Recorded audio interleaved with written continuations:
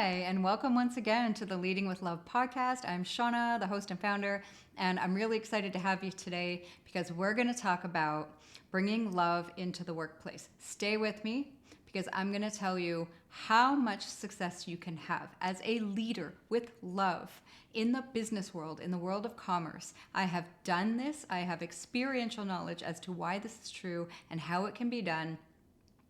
And it is so much more enriching for your own life, for the lives of your teammates and any colleagues you might have, any clients you might have.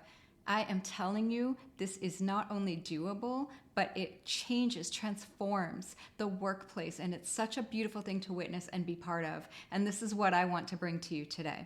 So just to prove that and give you an example from my own life, as I said, experientially, I was in sales and had the whole hustle, bustle, personal development, success, achieve mentality. I strove like the best of them. And it was exhausting.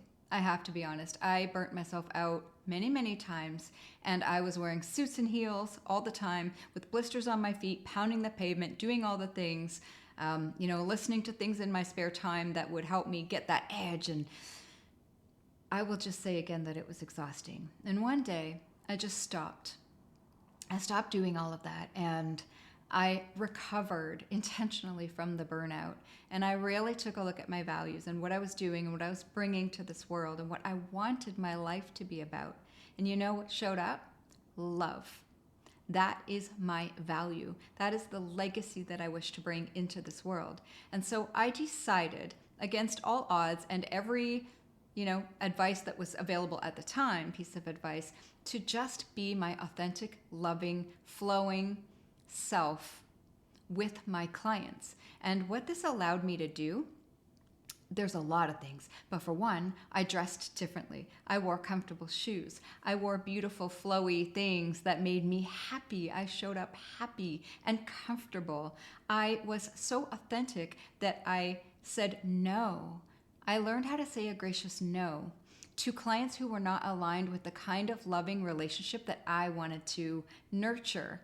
And you know what happened? I became a top producer, even more than I was before. I let go of so many opportunities and clients who would come to me asking, but I could tell that we were not aligned, or they were just too much hustle and grind, or they would need too much from me and would not pour back into me, if that makes sense. I'm not asking my clients to pour back into me, but there is a mutual, beautiful, nourishing, nurturing relationship that happens when you choose only clients who are aligned with your own values, and mine is love.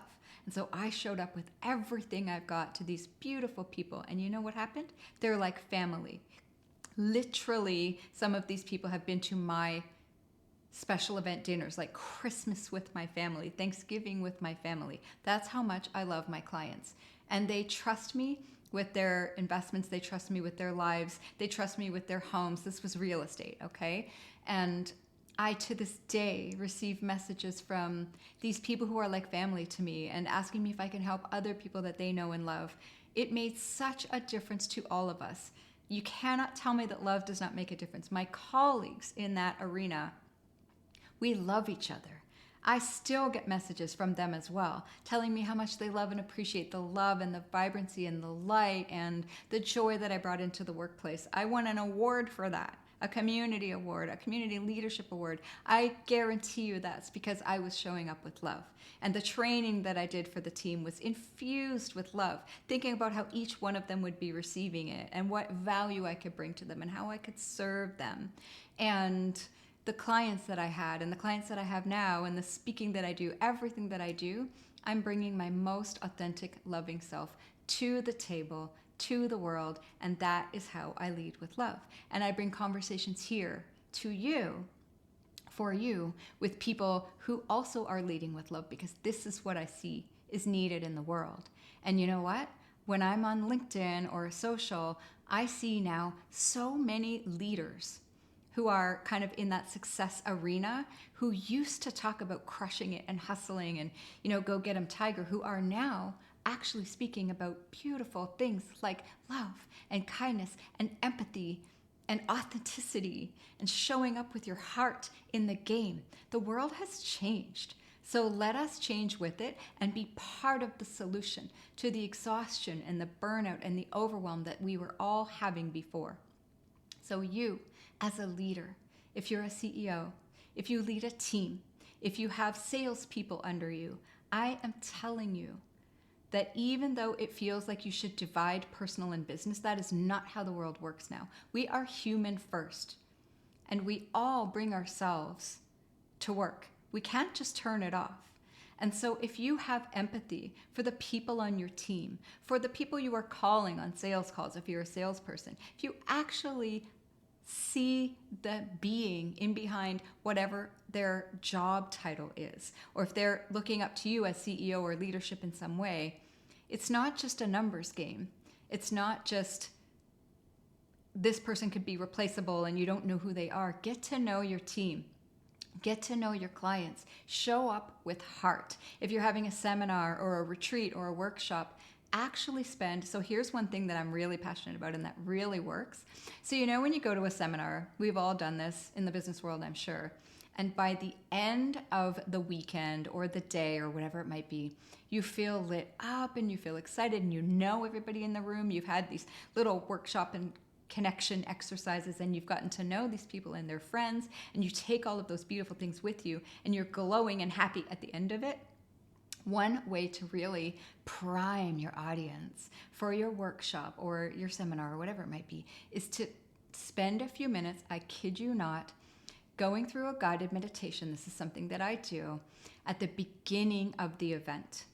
Bring everybody in that room who's in this excited, nervous energy. They don't know each other because remember, inside, we're all like little kids and we don't know these people, and they're going to be friends in a couple of days. But right now, there's that nervous excitement and anticipation. You can take advantage of that and bring everybody into a cohesive, present space where they are grateful to be there. They're very present to the investment of time or money, effort, whatever it is they have made to attend this, and open their hearts up to knowing that they're going to have friends in this room by the time this is done.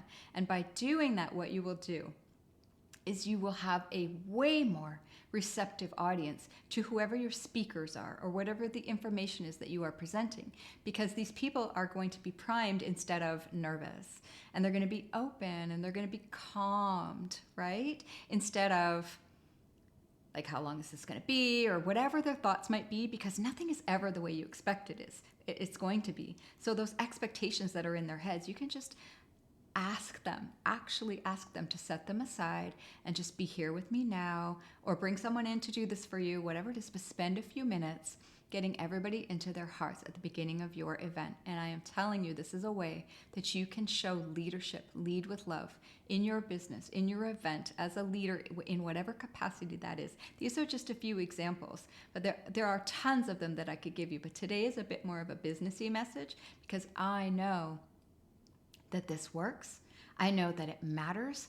I know that when we treat each other as humans first, it is a far more rich and successful experience for all of us, whatever the desired outcomes are. And that if we don't hang on to our humanity and our hearts, that's not the world we want to live in. So these are my just a few tips today. And I have many more if you want to contact me, but this is just wanted to throw this out there because love not only matters, but is a valuable force in this world. And when we do that, we connect with each other and we row on the same team in the same direction, and then it does impact your bottom line, because there's so much more, how shall I say this? The people that you work with and serve feel valued and feel seen and feel validated. And that is one of the human desires that we all have. So just give some thought to that today and bring it to you. I hope that you find it helpful. I send you love. I send you connection. If you want more love and connection, you can, you can join our love notes. I have Telegram little audios that I do every day, because I know that no matter who we are in this world, we want love and we want to be seen and we want to feel connected, especially in a world that is dividing and disconnecting us more and more, or trying.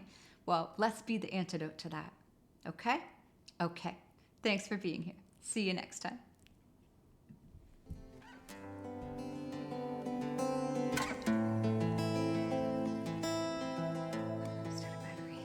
Wherever you are and whatever you're doing, I hope you enjoyed this episode and it helped you open your heart, feel inspired, and know that we are all connected. Please subscribe and share so this work can touch more people. This is how we co-create the world we want to live in. Thank you so much again for joining us, and talk to you next time.